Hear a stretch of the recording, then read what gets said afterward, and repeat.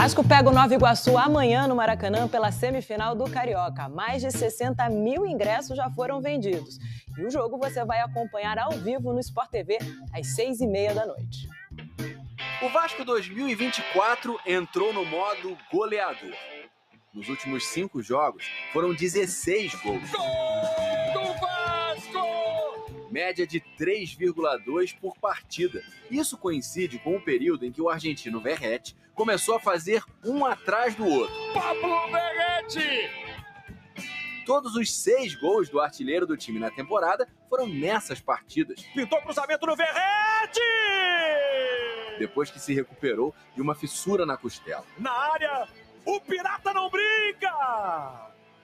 O Vasco tem pela frente o único adversário que conseguiu derrotar o time de Ramon Dias em 2024 até agora, o Nova Iguaçu. Se nos últimos jogos a produção ofensiva vem sendo boa, agora precisa evitar os sustos que levou na Copa do Brasil. Depois de um começo avassalador, a equipe se perdeu durante o jogo contra o Água Santa. Por pouco não foi eliminado por um time que está na Série D do Brasileiro. Até essa partida, o Vasco não tinha sofrido nenhum gol em São Januário esse ano. Tinham sido 3 jogos sem ninguém passar pelo Léo Jardim. O meia Galdames acha que o time precisa corrigir as situações de bola parada defensivas, faltas, escanteios, em que está sofrendo um pouco mais. E o Vasco tem pouco tempo para tentar corrigir esses erros. Amanhã já é o primeiro jogo da semifinal do estadual. Trabalhar na recuperação. O auxiliar técnico Emiliano Dias disse que é preciso trabalhar em cima de análise e vídeos, porque não há tempo para muita coisa. Mas quando tem que fazer alguma mudança, o grupo aceita, porque os jogadores botaram na cabeça que vão disputar todas as partidas como se fosse uma final até que acabe a temporada. Até que acabe a temporada.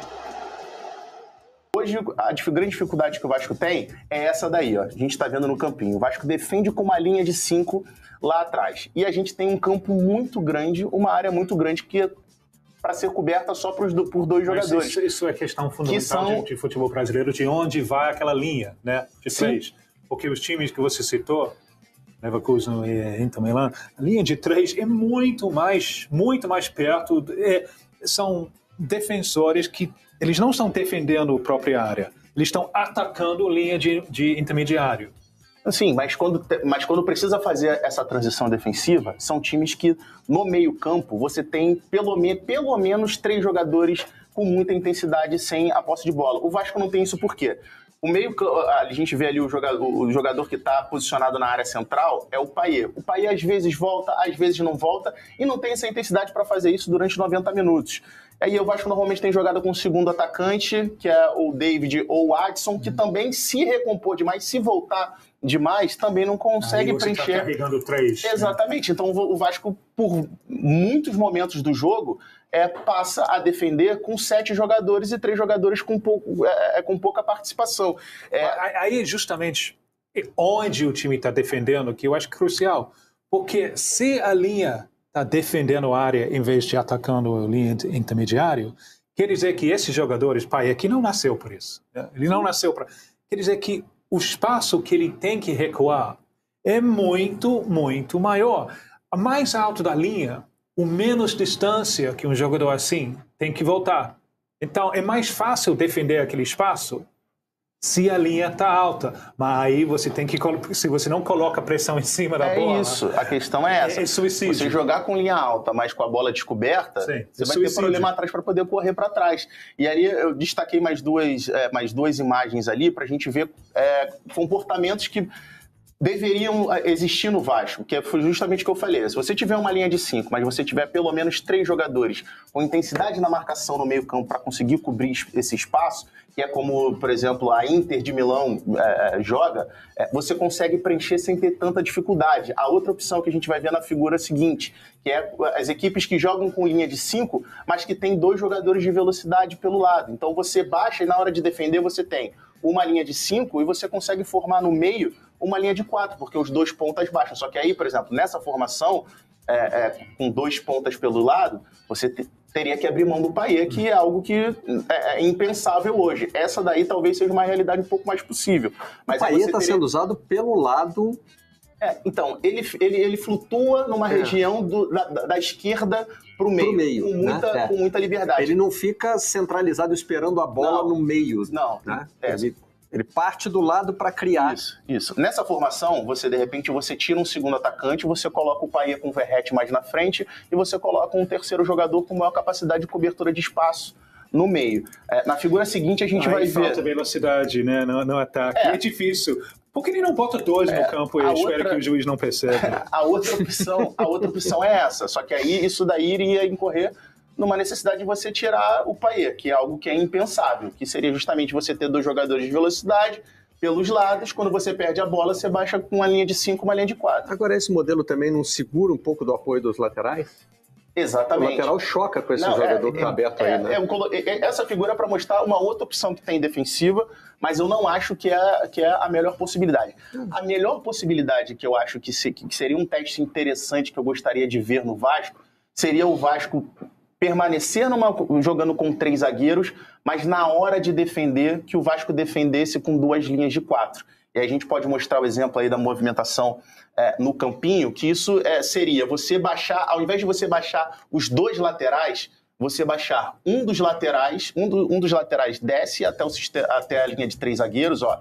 No caso, o Paulo Henrique desce e o Piton, ao invés dele vir até aqui embaixo para fechar o lado esquerdo, ele sustenta uma segunda linha de 4 no meio campo. Isso aqui é a posição defensiva e aí a posição ofensiva, é isso? Essa daí é defensiva e a outra seria do time ofensivamente. Os alas mais projetados. Na hora que você perde a bola, na hora de defender, o Paulo Henrique desce até a linha dos 4 zagueiros, que é um jogador que fisicamente tem mais essa condição, e o Piton, E o Adson abre espaço para ele, o Adson centraliza um pouquinho. E o Adson centraliza para colar no Verratti como uma espécie de segundo atacante, que é a posição que ele... É uma função que ele faz com muita tranquilidade. E o Payet fica armando o jogo por trás desses dois atacantes. E sem a bola... Leo tem a capacidade de fazer isso. Então, né? E sem a bola, o Payet fica mais livre junto com o Verratti na frente, e quando o time recupera a posse de bola, ele não está tão distante da região do campo onde ele é mais letal. E o Piton fechando uma segunda linha pelo lado esquerdo, ele ofensivamente entrega demais. O Piton foi o líder de assistência da temporada passada, um jogador que tem uma qualidade muito grande, não só no cruzamento, mas no passe, capacidade de articular também um jogo por dentro. Então, esse tipo de sistema do Vasco sem a posse de bola, essa espécie dessa recuperação na hora da recomposição, sem baixar os 2 laterais, é um teste que eu gostaria de ver o Vasco fazendo. Porque o sistema com 3 zagueiros, ele de certa forma propiciou que o Vasco conseguisse ofensivamente ter mais jogadores no campo de ataque, conseguisse trabalhar melhor essa bola. Mas defensivamente tem esse problema que eu e o Mansur a gente tem apontado do Vasco ter uma região fundamental do campo muito espaçada, sem conseguir jogadores para cobrir um espaço muito grande do campo. É impressionante como no futebol, tipo, o tornozelo ligaram no pescoço, né? Você mexe com o setor do time, igual assistir um pombo andar, né? O tornozelo é muito ligado ao pescoço. Porque eu imagino que na construção do time, a opção de 3 zagueiros, uma das coisas que Ramon Dias está pensando é justamente Payet. Sim. Porque 3 zagueiros... Se você quer um 10, se você quer um Riquelme, né, um 10 do velho tipo, 3 zagueiros normalmente é uma maneira mais fácil de fazer isso, porque com 3 zagueiros dá para botar 2 volantes e Payet flutuando onde há espaço. Então, eu imagino que a opção de 3 zagueiros tem muito a ver com a necessidade de potencializar muito difícil falar isso cedo de manhã, o Payet. E uma questão da formação com 3 zagueiros também, que é você encaixar no time 2 jogadores que podem ser importantes, mas que com linha de 4, na minha opinião, teriam dificuldades, que é o Léo e o Medel. O Léo, para jogar com linha de 4, eu acho que ele tem dificuldade porque ele passa a necessitar ter muito embate com os atacantes, principalmente com o centroavante do time adversário, e eu acho que ele tem essa deficiência. Com linha de 3, ele é um jogador que consegue ser mais protegido, e quando o time tem a bola, ele dá uma qualidade técnica, principalmente na saída. O Medel também jogando com linha de 4, seja de zagueiro ou até como volante, acho que pelo momento da carreira, pela questão física, ele tem dificuldade para ter essa movimentação de cobrir espaços. Então, essa formação com 3 zagueiros, eu acho que ela é ideal para você conseguir ter no time também, além, obviamente, do Payet, Léo e Medel, que são 2 jogadores tecnicamente destacados na equipe. Primeiro, fugindo ao tema, quando o Tim falou do pescoço ligado ao tornozelo, eu me lembrei de uma consulta que eu fiz com um quiroprata em Londres. Aqui no Brasil essa profissão existe, evidentemente, mas talvez a gente não fale tanto dela, né? E aí eu estava reclamando de dor na coluna e ele está conversando comigo e tal, fazendo perguntas, e aí eu estou vendo que ele está com a mão assim no meu pé. Né? E ele me perguntando, eu ali distraído, de repente eu só ouço um barulho. Tlec! Ele tinha empurrado o meu pé para cima e assim alinhado o meu quadril, que era o que estava causando a dor na coluna. Olha, ó, o encadeamento, né? Que é igual esse encadeamento de setores do futebol. Não fugir tanto ao tema, né? Mas o nosso, agora indo mais direto a questões táticas, o nosso amigo e ex-companheiro de canal PVC pergunta se o que vocês estão falando lembra o 3-4-2-1 do Chelsea em 2017 com o Conte, que virava 5-4-1. É isso. Você tem uma linha de 5, mas você tem uma linha de 4 no meio campo onde você consegue cobrir bem os espaços. O que você não pode ter... Só que aí é o seguinte, o ajuste tem que ser que nem esse que o quiroprata fez comigo, de uma vez só, né?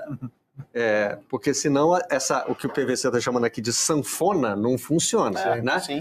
Esse ajuste de um modelo para o outro, naquele campinho que você mostrou ali com os nomezinhos, né? Sim. Aquele balanço ali não pode demorar. Isso é treino. Não, ele tem que ser feito... É por isso que eu falei, você tem um mês para o Campeonato Brasileiro. Você tem um tempo, isso tem que ser treinado, não é você chegar hoje e falar assim, ó, a gente agora vai treinar pra gente defender sem bola dessa forma pro jogo contra o Nova Iguaçu e vai ter que funcionar contra o Nova Iguaçu no domingo. Não é assim. Na verdade, é uma modificação que você vai ter um mês aí para você conseguir trabalhar. Muito bem. E no segundo tempo do Vasco, vocês gostaram de alguma coisa, não? Olha, é difícil, hein? É difícil você Se gostaram de alguma coisa, já estão gostando mais do que o Emiliano Dias, que na entrevista coletiva disse que não gostou, foi de nada. Vamos rodar. El segundo tiempo no gosté de nada, mas hay que seguir mejorando y tratar de continuar con el primer tiempo para poder hacer un Vasco perfecto. Después de un juego siempre tenemos análisis para hacer y siempre tenemos cosas para mejorar, porque a la excelencia de un time lleva años para hacer. Mas la enseñanza que deja este juego es que tenemos que jugar de la misma forma de lo que a gente acredita, de lo que aconteció el primer tiempo, y mantener los 90 minutos. Una vez más, a pesar de hacer un segundo tiempo horrible, Euchimi respondió. Entonces, todo chateado, mas no tanto, porque cuando a gente tiene que reaccionar, sigue la fortaleza de ese grupo y a pesar que no costé nada el segundo tiempo. Ele quer um Vasco... Bom, aí também é o sentimento do torcedor, né? Eu quero aquele do primeiro tempo. Do segundo eu não quero, não. Mas é que o Vasco tem tido, até aqui na temporada, oscilações e principalmente dificuldade de conseguir ter equilíbrio de maneira regular ao longo dos 100 minutos. E na obsessão do Tim, Campeonato Brasileiro vai exigir isso muito mais constantemente do Vasco. Você consegue ver jogos do Vasco na temporada, onde o Vasco... em determinado momento conseguiu ofensivamente criar bastante, mas que defensivamente deixou a desejar. Tem jogos em que o Vasco defensivamente conseguiu ser um pouco mais seguro, mas ofensivamente tinha dificuldade para produzir. O próprio jogo contra o Botafogo. O jogo contra o Botafogo foi ao contrário. O primeiro tempo do Vasco foi pavoroso e o segundo tempo o Vasco teve uma grande atuação. Então a grande missão é conseguir encontrar esse equilíbrio de um time que seja mais equilibrado, que consiga ser sólido ao mesmo tempo, mas que ofensivamente também consiga articular e principalmente que consiga manter isso durante 100 minutos e não só primeira etapa ou segunda etapa. É o grande desafio aí para a temporada. O artigo de Mansur, eu acho que estava argumentando que o Vasco não estava permitindo tanto, foi antes do jogo de ontem, não estava permitindo tanto a chegada do adversário dentro de grande área, mas estava muito descoberto na frente.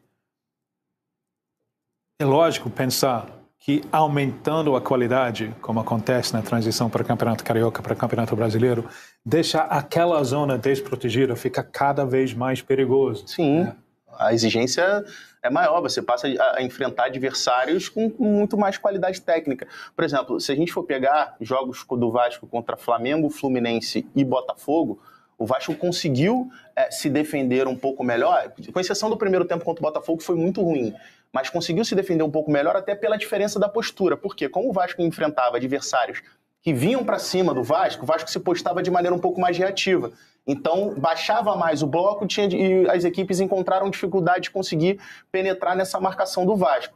Em jogos desse tipo, contra o Água Santa, contra o próprio Marcílio Dias, acabou que o placar final foi até, de certa forma, enganoso, porque o Vasco encontrou dificuldade também durante boa parte do jogo contra o Marcílio Dias. Quando o Vasco enfrenta adversários que fazem com que o Vasco tenha que ser o protagonista do jogo, tenha que se lançar para tentar construir, para tentar o Vasco derrubar uma barreira, aí é que o Vasco sofre nessa transição, na hora de correr para trás e conseguir essa ocupação de espaço. Destaque do Vasco. Payet quer jogar as Olimpíadas de 2024. Eu estou à disposição da França. Após um período de adaptação ao futebol brasileiro, Payet se encontrou e vive um momento especial com a camisa do Vasco. Na temporada de 2024, o francês é o principal jogador da equipe carioca. Neste ano, o meio-campista disputou 9 partidas, balançou as redes em 2 oportunidades e anotou 5 assistências, incluindo uma diante do Água Santa, pela Copa do Brasil. Com uma janela de transferências mais discreta na opinião dos torcedores, o Vasco não possui um elenco grande, poucas peças estão à disposição de Ramon Dias. Com um calendário apertado, diversas competições e viagens, o gigante da colina pode perder Payet, seu principal atleta, durante rodadas do Brasileirão e Copa do Brasil. As Olimpíadas de 2024 acontecem em Paris, na França, local especial para Payet. O atleta participou de uma entrevista ao LEC e falou sobre o interesse em participar desse torneio histórico. Eu estou à disposição da França. Sei o que é jogar uma Eurocopa no meu país, e foi extraordinário. Por outro lado, ainda não sei o que é competir em Olimpíadas. Como francês, eu adoraria ter essa experiência. Estou à disposição da seleção francesa, seja ela qual for, veremos. O jogador mostra a vontade de participar, pela primeira vez, do torneio. Entretanto, durante o período dos Jogos Olímpicos, o futebol brasileiro não para, mesma situação para a Copa América. Dessa maneira, caso seja convocado, o francês não fica à disposição do Vasco para 3 rodadas do Campeonato Brasileiro e os jogos de ida e volta da Copa do Brasil, na fase de oitavas de final. O gigante da colina ainda pode fazer alguma contratação até o começo das Olimpíadas, mas, no atual elenco, Payet é o único meia de criação, o famoso camisa 10.